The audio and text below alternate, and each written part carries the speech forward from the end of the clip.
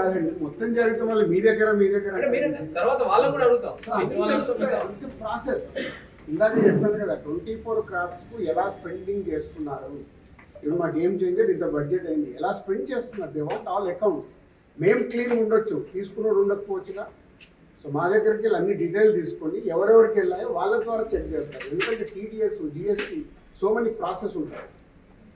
అంతేగాని ఎక్కువ ఊహించేసుకుంటున్నారు. ఏం లేదు అన్నట్టు హైలైట్ దాంట్లో ఉండకుండా కొంచెం బయటికి రండి అని నా రిక్వెస్ట్. అయితే హీరోలకి టాప్ డైరెక్టర్స్ కి బ్లాక్ ఇవ్వడం వల్ల ఇష్యూస్ వస్తున్నాయి అనేది కూడా వినిపిస్తుంది. మీలో కొంతమంది, మీ ప్రొడ్యూసర్స్ కొంతమంది చెప్తున్నారు, దీనికి ఏమంటారు? మీ ఛానల్స్ కూడా చాలా చెప్తారు బ్లాక్ ఎక్కడ ఉంది, ఎక్కడికి వెళ్ళి వస్తుంది, నువ్వు సినిమా ఎక్కడ చూస్తున్నావు, ఆన్లైన్ లో టికెట్ బుక్ చేసుకుంటున్నావు. 90% బుక్ మై షోలో బుక్ చేసుకుంటున్నావు, పేటిఎం లో బుక్ చేసుకుంటున్నారు. ఎక్కడ ఉంది క్యాష్? 90% అకౌంట్ లోనే అదే అందరూ మీరు బుక్ చేసుకుంటున్నారు సినిమా చూస్తున్నారు. అది మళ్ళీ మీ ఊహ. ఎవరికి రావాల్సిన స్టోరీలు ఎప్పుడు రాసుకుంటూనే ఉంటారు, ఎందుకంటే మీకు కూడా హైలైట్స్ కావాలి కదా, లేకుంటే కష్టంగా.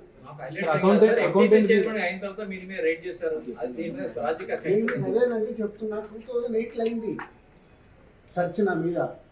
ఎన్ని సంవత్సరాల తర్వాత వచ్చారు? 1, 2 ఓన్లీ నా మీదే అవుతే మీరు మాట్లాడేది రైట్. ఇండస్ట్రీలో చాలా మంది మీద అయింది కదా, దీనికి దానికి లింక్ లేదు కదా. అదే అనవసరమైనది ఊహించుకొని లింక్ చేయకుండా నా రిక్వెస్ట్.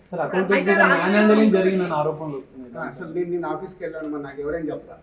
రాజు గారు ఇంకొకటి, కలెక్షన్స్ మీద ఎక్కువ నెంబర్స్ వేయడం వల్లే ఇలాంటి తలపోటు కూడా వస్తుందని వినిపిస్తుంది. అది మొత్తం ఇండస్ట్రీ అంతా కలిపి మాట్లాడతాం, అది నేను ఇండివిజువల్ గా మాట్లాడకూడదు. అలాంటిది ఉంటే కరెక్ట్ చేయాల్సిందే, ఇండస్ట్రీ తరఫున కరెక్ట్ చేయాలి.